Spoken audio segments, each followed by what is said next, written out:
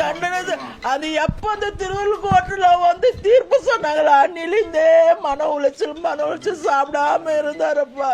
சாப்பிடாம இருந்தா அப்படியே இது பண்ணிக்கின்னு காலையில இது மாதிரி ஆயிடுச்சு.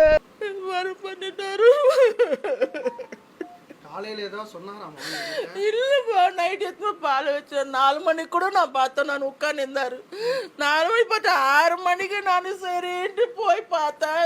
நின்று நிற்கிறாரு. சரி உள்ள போய் மறுபடியும் பார்த்தா இது மாதிரி வந்து ஃபேன்ல சித்ரா ரூம்லயே பண்ணிக்கிறேன்ப்பா. அவர் ரூம்லயே தான் பண்ணிக்கிறாரு. என் வீடு சுருகாடாயிடுச்சு. நல்லா இருப்பானா அவன்?